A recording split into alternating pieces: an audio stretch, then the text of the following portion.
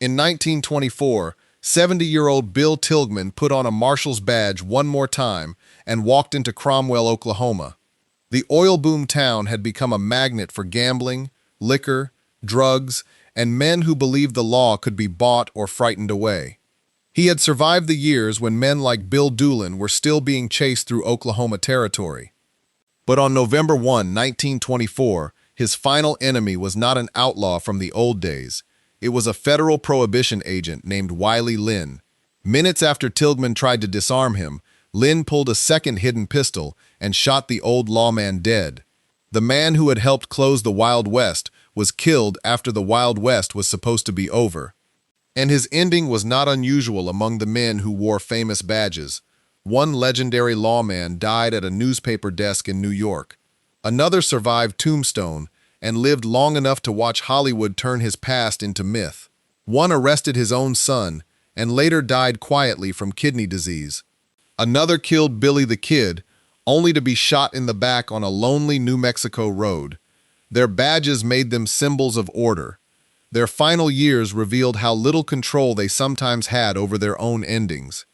By the 1880s and 1890s, he had become one of the lawmen associated with the effort to suppress outlaw gangs in Oklahoma territory.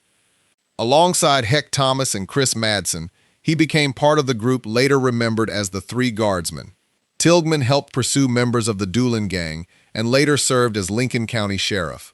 By the time he reached old age, the frontier career that had made his reputation should have been behind him. Then Cromwell asked for help.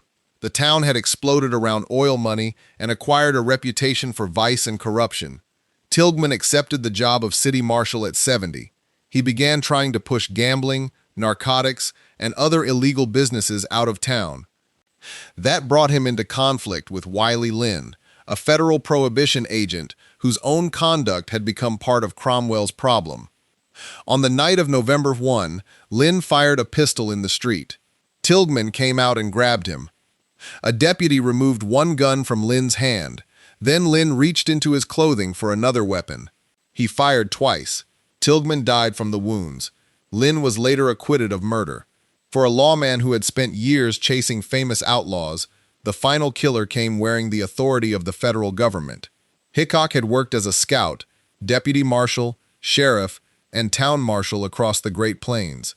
In Hays and later Abilene, Kansas, his name became tied to the dangerous idea that one fast, fearless man could impose order on an entire town.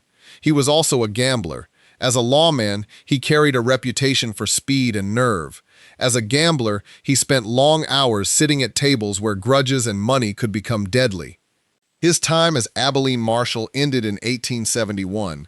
During a violent confrontation there, Hickok accidentally shot and killed one of his own policemen. By 1876, Hickok was no longer policing a Kansas cattle town.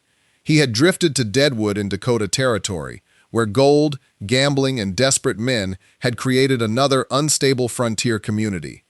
On August 2nd, he sat down for a poker game in a saloon. Jack McCall approached from behind and shot him. Hickok died at the table. The celebrated lawman, who had faced armed men in the street, was killed while seated with cards in his hand. Later legend turned those cards into one of the West's most famous death symbols.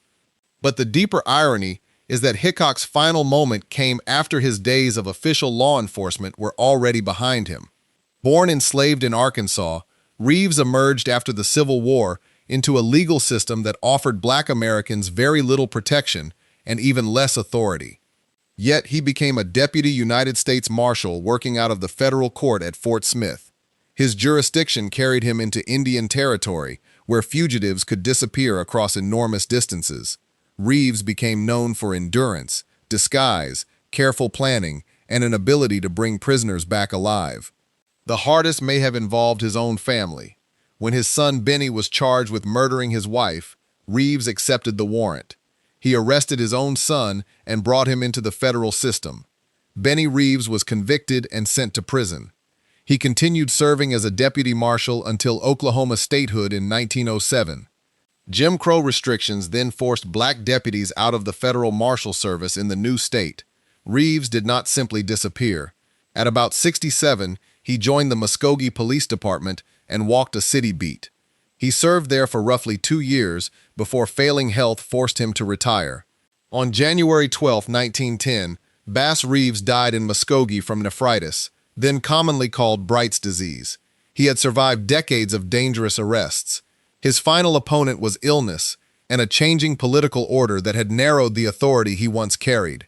On July 14, 1881, as sheriff of Lincoln County, Garrett killed Billy the Kid at Pete Maxwell's ranch near Fort Sumner. That moment attached Garrett's name permanently to one of America's most famous outlaws. It did not give him an easy life afterward. Garrett moved through law enforcement jobs, ranching, politics, and financial trouble. He later served as sheriff of Doña Ana County and as a customs collector after an appointment from President Theodore Roosevelt. By the time Roosevelt declined to reappoint him, Garrett was back to ranching in southern New Mexico. Money problems and a dispute over grazing arrangements tightened around him. On February 29, 1908, Garrett traveled toward Las Cruces in a buckboard. Wayne Brazel, a cowboy connected to the grazing dispute, was with the party on the road. Garrett was shot and killed before reaching town.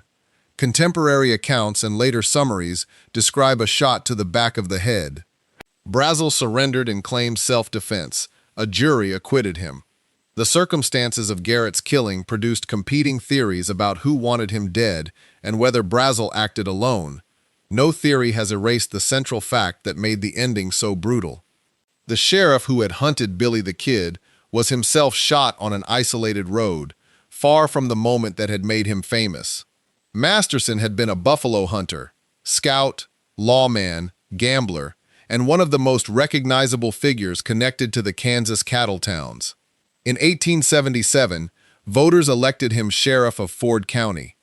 He became part of the violent world that later made Dodge City shorthand for frontier lawlessness. But Masterson did something many Western legends never managed to do. He kept changing. After leaving the frontier, he moved through gambling circles and prize fighting before eventually settling in New York City. There, the old gunman reinvented himself as a journalist. He wrote a regular sports and opinion column for the New York Morning Telegraph. President Theodore Roosevelt also appointed him a deputy United States Marshal in New York. A man remembered for Dodge City was now writing about boxing, politics, and city life in Manhattan. On October 25, 1921, Masterson finished what became his final newspaper column. Then he suffered a heart attack. He died at his desk. There was no saloon gunfight, no dusty street, and no outlaw waiting outside. One of the West's best-known lawmen ended his life as a New York newspaperman with fresh copy in front of him. His name became inseparable from Tombstone and the gunfight near the OK Corral. But the famous shootout occupied only seconds of a life that continued for nearly half a century afterward. After Tombstone, Earp moved through mining camps, saloons, real estate ventures, horse racing, and boomtowns from Idaho to Alaska and California. By the early 20th century, the frontier world that had made him useful was disappearing. Earp eventually settled in Los Angeles. There he encountered an industry that was beginning to manufacture a new version of the West. Actors and filmmakers listened to the aging lawman tell stories about the frontier. Earp lived long enough to see the first generation of Western movies transform men like him into recognizable types. On January 13, 1929, he died peacefully in Los Angeles, at around 80 years old. He had outlived many of the enemies, brothers, partners, and rivals who had defined his younger years. Yet the version of Wyatt Earp that most Americans know became much larger after his death. Books and films simplified a complicated career into the image of the fearless frontier marshal. The lawman survived the West. The legend survived the man. At 19, while serving as a young deputy in New Mexico, Baca confronted a group of armed cowboys after arresting one of them. The dispute turned into a siege near the settlement, then called San Francisco Plaza, and later known as Reserve. Baca took shelter in a small adobe structure, while attackers poured gunfire into it for hours. Baca survived. His courtroom acquittal helped turn the young deputy into a folk hero. Yet he did not spend the rest of his life trying to recreate that gunfight. He became a lawyer, politician, sheriff, mayor, district attorney, and public figure in New Mexico. His career stretched far beyond the frontier moment that made him famous. By the 1930s, Baca was still giving interviews about the old days while pursuing political ambitions. He lived until 1945. Elfego Baca died at the age of 80, long after the cowboys who had tried to overwhelm him were gone. The teenager who survived a legendary siege ended as an elderly lawyer and political figure in Albuquerque. That may be the most important thing these lawmen have in common. The badge did not guarantee a heroic ending. Tilghman was killed by another officer. Hickok was murdered while gambling. Reeves died after illness and retirement. Garrett was shot on a lonely road. Masterson died at a newspaper desk. Earp and Baca simply outlived the frontier that had made them famous. The Wild West made lawmen look like men who controlled danger. Their final fates show something more complicated. They could impose order on a town, arrest killers, chase fugitives, and survive gunfire. But none of them could command the last chapter. Which of these lawmen had the ending you least expected?